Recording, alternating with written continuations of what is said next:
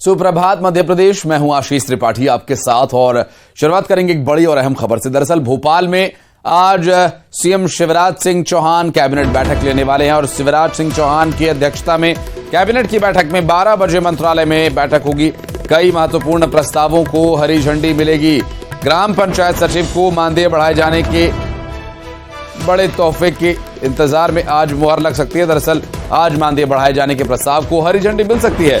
छतरपुर में उप तहसील सतई को तहसील बनाए जाने के प्रस्ताव पर भी चर्चा की और परसवाड़ा तहसील को राजस्व अनुविभाग बनाए जाने के प्रस्ताव की संभावनाएं आज की बैठक में रहेंगी। और क्या कुछ महत्वपूर्ण फैसले आज की बैठक में हो सकते हैं, इसकी क्या पूर्व जानकारी मिल रही है, इस पर और डिटेल्स आप तक पहुंचाएंगे। फिलहाल आपको बता दें, आज मुख्यमंत्री शिवराज सिंह चौहान कैबिनेट की एक महत्वपूर्ण बैठक लेने जा रहे हैं और इस बैठक के माध्यम से किन किन विषयों पर चर्चा होगी, किन विषयों को स्वीकार किया जा सकता है, किन विषयों पर मुहर लग सकती है। आज 12 बजे से मंत्रालय में होने वाली बैठक में सब कुछ तय होगा। बात करेंगे हमारे सहयोगी अनुराग श्रीवास्तव से भी और डिटेल जानने की कोशिश करेंगे। अनुराग, क्या डिटेल्स मिल पा रही हैं, क्या है पूर्व सूचना आज की कैबिनेट बैठक को लेकर?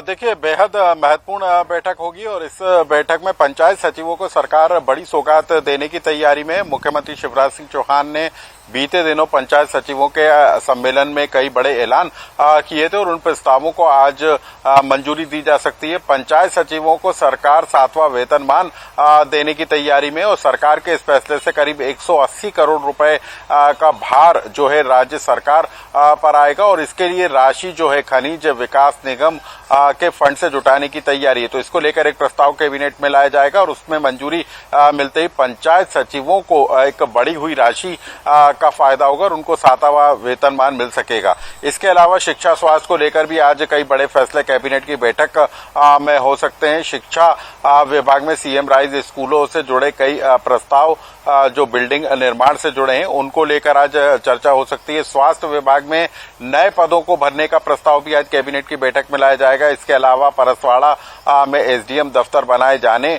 की मुख्यमंत्री की घोषणा का अनुमोदन भी आज बैठक में किया जाएगा। इसके अलावा सड़कों के निर्माण को लेकर भी आज कैबिनेट में कई बड़े फैसले लिए जा सकते हैं। तो कुल मिलाकर प्रदेश में विधानसभा चुनाव से पहले सरकार हर वर्ग को खुश करने की कोशिश में और इसी के तहत मुख्यमंत्री आज पंचायत सचिवों को कैबिनेट में फैसले के जरिए बड़ी सौगात दे सकते हैं। बिल्कुल, और डिटेल के लिए आपके पास फिर संपर्क करेंगे। बहुत शुक्रिया अनुराग आपका इस जानकारी के लिए।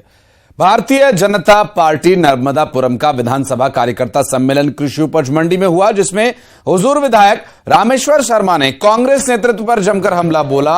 उन्होंने कहा कि प्रदेश में बलात्कार को बढ़ावा देने वाली कांग्रेस एक विशेष समुदाय वर्ग को बढ़ावा देने वाली कांग्रेस है और हमने उन्हें समझाया है कि सब कुछ मिलेगा, लेकिन पाकिस्तान जिंदाबाद के नारे को बर्दाश्त नहीं किया जाएगा। और राहुल गांधी, केजरीवाल और दिग्विजय सिंह को लेकर भी उन्होंने निशाना साधा। मुसलमानों, भाजपा तुम्हारी विरोधी नहीं है। तुम खूब कुराने पढ़ोगी लेकिन हमको गीता ज्ञान सुनाने दो। चंदा से बैर नहीं हमको, पर सूरज को अर्घ चढ़ाने दो। हम बदतमीजी बर्दाश्त नहीं करेंगे। हम तुम्हें दाल देंगे, चावल देंगे, गेहूं देंगे, आटा देंगे, मकान देंगे, लेकिन पाकिस्तान जिंदाबाद बोला तो गाड़ देंगे। ध्यान रखिए। ये जब सर्जिकल स्ट्राइक हुआ तो सर्जिकल स्ट्राइक में दिग्विजय सिंह बोला सबूत दो। एक वो दिल्ली का पगला केजरीवाल वो बोला सबूत दो। एक पप्पू सबूत दो। इस बार को हमने तय किया, हम सौगंध खा के बोल रहे कि जब भी सर्जिकल स्ट्राइक आएगा इन तीनों को हेलीकॉप्टर के नीचे बांध के लटका दिया जाएगा और एक एक कैमरा इनके हाथों में दे दिया जाएगी नहीं दिया जाएगा। बेटा तुम सबूत जुटाना और सेना आतंकवादियों का सत्यानाश करेगी। तुम सबूत जुटाना, सबूत। प्रदेश के गृह मंत्री नरोत्तम मिश्रा के बयान के बाद कांग्रेस उन पर हमलावर है। गृह मंत्री ने जबलपुर प्रवास के दौरान कहा था कि कांग्रेस इच्छाधारी हिंदू है। चुनाव आते ही उन्हें रामकथा मंदिर याद आने लगता है। और उनके इस बयान के बाद जबलपुर के पूर्व क्षेत्र विधायक लखन घनघोरिया ने उन पर पलटवार करते हुए नरोत्तम मिश्रा को बड़बोला बताया। नरोत्तम मिश्रा जी का बात चले तो वो ये कहते कि सनातन उनसे पैदा हुआ है, वो सनातन से नहीं।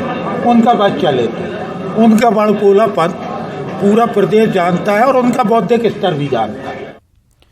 और सिवनी में विश्व आदिवासी दिवस के कार्यक्रम के दौरान शहर के व्यापारियों के साथ हुए विवाद और मारपीट की घटना को लेकर बरघाट के कांग्रेस विधायक अर्जुन सिंह काकोड़िया ने व्यापारियों से माफी मांगी। विधायक अर्जुन सिंह काकोड़िया देश को हिंदू राष्ट्र नहीं बनने देने के बयान पर कायम हैं। विधायक ने कहा, देश संविधान से चलेगा, देश में हर जाति और धर्म के लोगों का मान सम्मान है और सभी का देश में समान हक है। कि हमारा शहर है, व्यापारी बंधु हमारे हैं।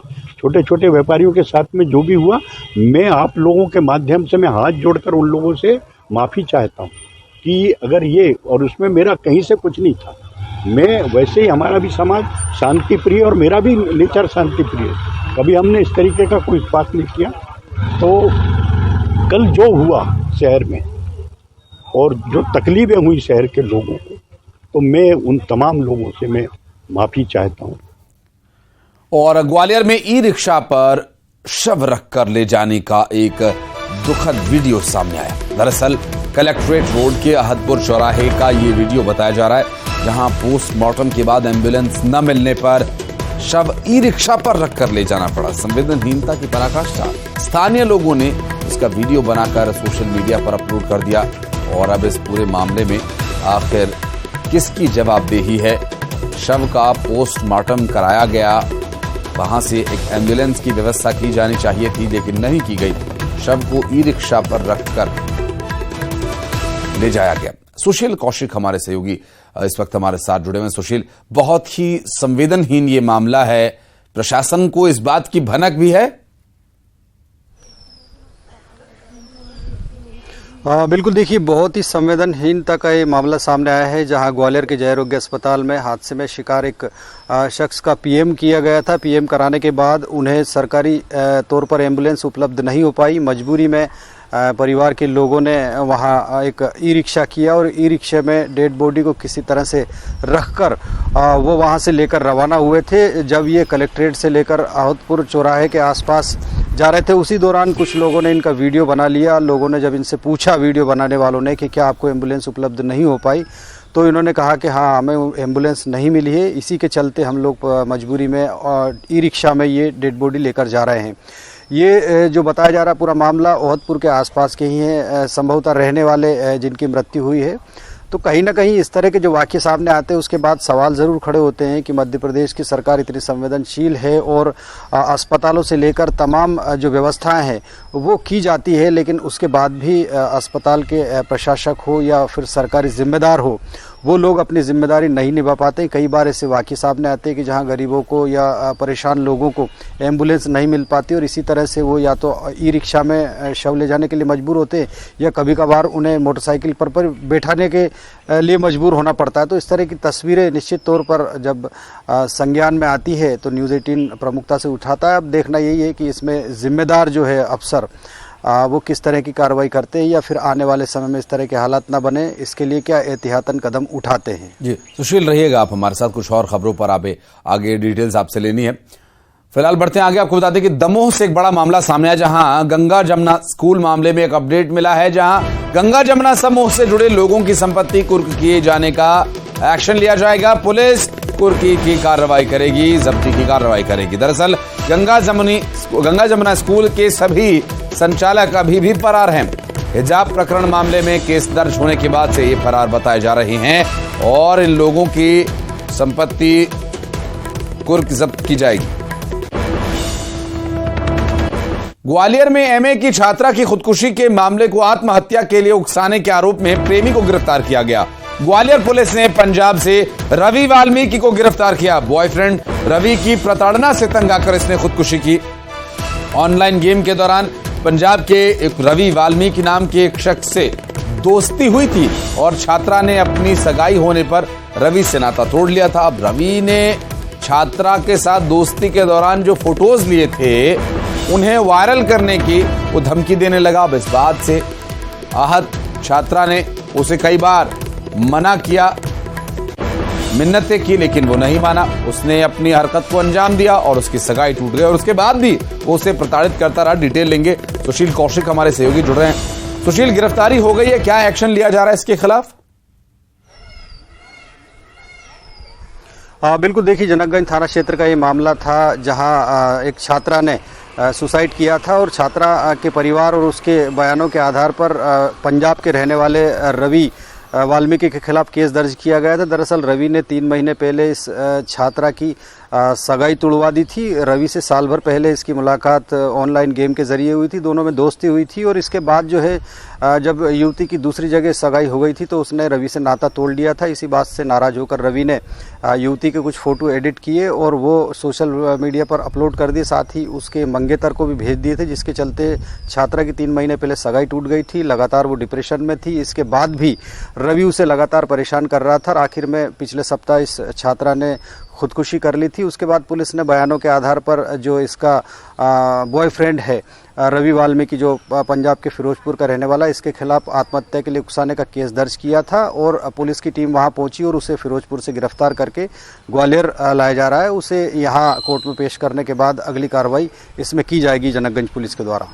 बिल्कुल, क्या ये आदतन इसी तरह से, चूंकि अमूमन ऐसे मामलों में कई लोग कई लड़कियों के साथ ऐसी हरकतें कर चुके होते हैं अपराधी, पहले कैसे कई मामले सामने आ चुके हैं, इसके बारे में क्या जानकारी मिल पा रही है? देखिए, पंजाब के फिरोजपुर का रहने वाला है, रवि वाल्मीकि इसका नाम है और अब पुलिस चूंकि इसे वहां से गिरफ्तार करके ग्वालियर ला रही है तो अब इसे कोर्ट में पेश करके रिमांड पर लिया जाएगा, क्योंकि जो छात्रा ने सुसाइड किया है उस छात्रा से किस तरह के क्या इसके ताल्लुकात थे और जो वीडियो और फोटो इसने अपलोड किए थे वो किस तरह के थे, इसके मंगेतर को इसने जो फोटो वीडियो भेजे थे वो पूरी कहानी किस तरह की थी, इन सब की पूछताछ भी होगी और उसके बाद इसके बारे में पंजाब पुलिस से भी जानकारी ली जा रही है कि क्या इसका कोई पूर्व का भी आपराधिक रिकॉर्ड है या इस तरह के कृत्य पहले भी कर चुका है। तो जब पुलिस इससे पूछताछ करेगी विस्तृत रूप से इसकी तस्वीर सामने आएगी कि आखिरकार इसका बैकग्राउंड क्या था और कामिनी को किस तरह से इसने प्रताड़ित किया था। ये तस्वीरें सब अब शाम तक साफ हो पाएगी। बहुत शुक्रिया आपका सुशील इस जानकारी के लिए। और बढ़ते आगे रुख करेंगे अगली खबर का, बात करेंगे उज्जैन की, जहां एक विशेष समुदाय के शख्स पर कार्रवाई की गई।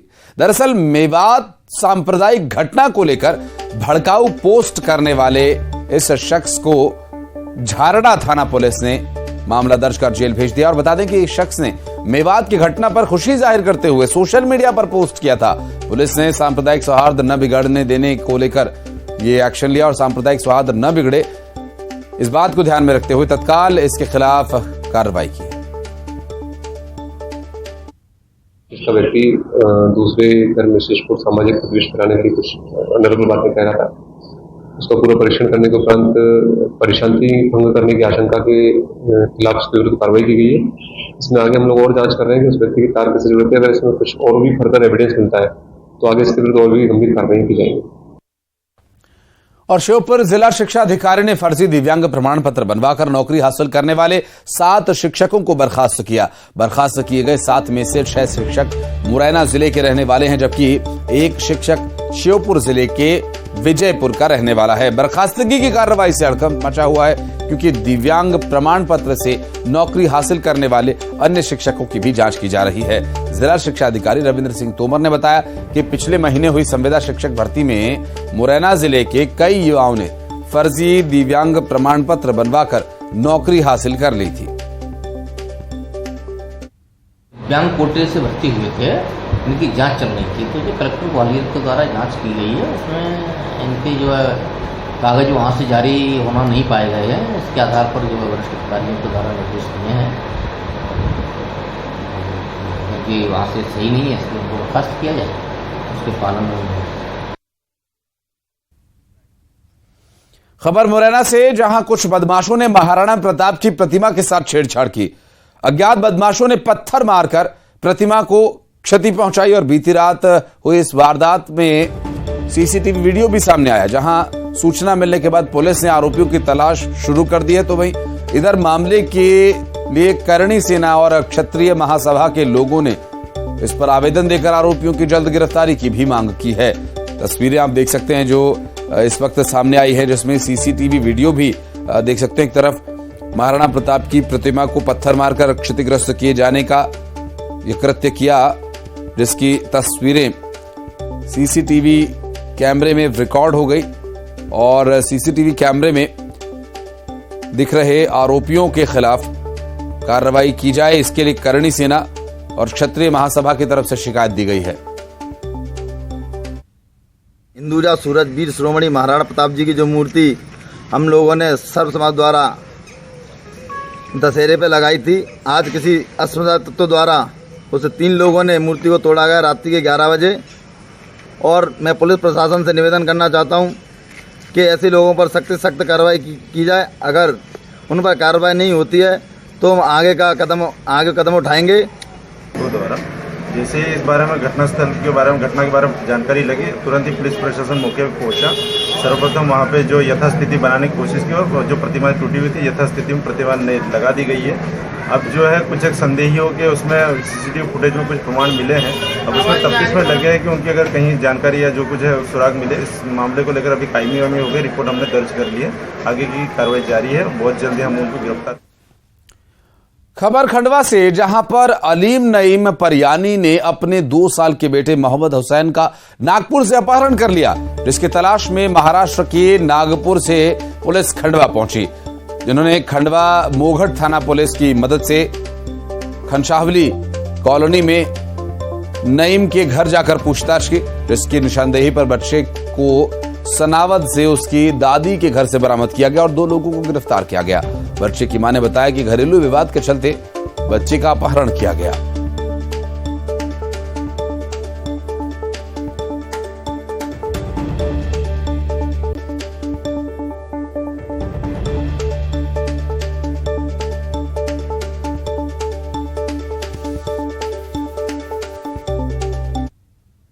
और अब खबरें 25 सेकंड्स में। रीवा से सीएम शिवराज की लाडली बहनों को तोहफा, तीसरी किश्त जारी, 1209 करोड़ रुपए की ट्रांसफर। 12 अगस्त को सागर आएंगे पीएम मोदी, सीएम शिवराज ने तैयारियों का लिया जायजा, संत रविदास मंदिर का करेंगे भूमि पूजन। जबलपुर में शिक्षा मंत्री मोहन यादव ने कमलनाथ पर साधा निशाना, कहा चुनावी हिंदुत्व जगाने की कोशिश कर रही कांग्रेस। पन्ना में भाजपा कार्यकर्ता सम्मेलन का आयोजन, भाजपा के प्रदेश संगठन महामंत्री हितानंद शर्मा और कैबिनेट मंत्री ब्रिजेंद्र प्रताप हुए शामिल।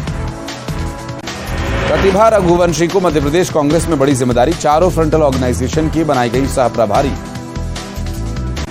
सिवनी में विधायक काकोड़िया ने मांगी माफी, व्यापारियों से विवाद के बाद माफी मांगी, कहा देश में हर जाति और धर्म के लोगों का है सम्मान। पटना में कॉलेज छात्र की पिटाई, उधारी के पैसों को लेकर प्रेमी भाई ने पीटा, बरौंदा थाना क्षेत्र में 2 लोगों पर दर्ज हुआ मामला। श्योपुर में फर्जी दिव्यांग शिक्षकों पर गिरी गाज, 7 शिक्षकों को किया गया बर्खास्त। बुरहानपुर में धड़ल्ले से चल रहा अवैध खनन का खेल, एनजीटी के आदेशों की खुलेआम उड़ाई जा रही धज्जियां। जेल में मुलाकात का वीडियो वायरल करने पर कार्रवाई, बदमाश शाहरुख शेख को पुलिस ने किया गिरफ्तार, कैदी से मुलाकात के दौरान मोबाइल से बनाया था वीडियो। अरविंद नेताम के इस्तीफे पर बोले सीएम भूपेश बघेल, बीजेपी के हाथों में खेल रहे हैं अरविंद नेताम, कर दी बड़ी देर। सीएम भूपेश बघेल ने बीजेपी पर साधा निशाना, सांसदों के साथ पीएम मोदी की बैठक पर निशाना साधा। पार्लियामेंट में बीजेपी सांसद विजय बघेल ने भूपेश बघेल पर साधा निशाना, कहा कांग्रेस कमेटी को पैसा पहुंचा रहे सीएम बघेल, छत्तीसगढ़ के पैसे से चल रही कांग्रेस की कमेटी। अरविंद नेताम की कांग्रेस छोड़ने पर केदार कश्यप का बयान, कांग्रेस ने आदिवासी समाज के साथ किया धोखा। धान खरीदी पर सियासत तेज, पूर्व मंत्री अजय चंद्राकर ने साधा निशाना, राज्य सरकार ने बढ़ाया मंडी टैक्स। रायपुर में सरकार पर बीजेपी का निशाना, केदार गुप्ता का बयान, माओवादियों का साथ देते हैं कांग्रेसी। मुंडवाना गणतंत्र पार्टी ने पथरिया एसडीएम कार्यालय का किया घेराव, राज्यपाल के नाम एसडीएम को सौंपा ज्ञापन, बड़ी संख्या में बैगा आदिवासी हुए शामिल। पेंड्रा में युवती से गैंगरेप के 3 आरोपी गिरफ्तार, एक आरोपी मध्य प्रदेश के 2 मरवाही से गिरफ्तार, 8 अगस्त को वारदात को दिया था अंजाम। भिलाई में महंगा पड़ा कान में ईयरफोन लगाना, ट्रेन से कटकर शख्स की मौत, रेलवे ट्रैक पर दोस्तों के साथ बैठा था। कोरबा में भाजपा पार्षदों ने निगम महापौर के खिलाफ लाया अविश्वास प्रस्ताव। 30 पार्षदों ने सौंपा कलेक्टर को पत्र। महापौर राजकिशोर प्रसाद ने आरोपों को निराधार बताया।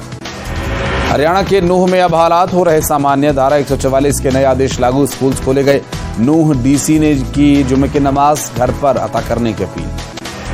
लोकसभा में पीएम मोदी का विपक्ष पर करारा प्रहार। इंडिया गठबंधन को बताया घमंडिया। 2024 में फिर सरकार बनने का किया दावा। विपक्ष को बताया नामदार, खुद को कामदार। सरकार की गिनाई उपलब्धियां। मणिपुर में जो अपराध हुआ वो अक्षम्य है। अविश्वास प्रस्ताव पर बोले पीएम मोदी, मणिपुर में शांति का सूरज जरूर उगेगा। कुछ और अहम खबरें ब्रेक के उस पार।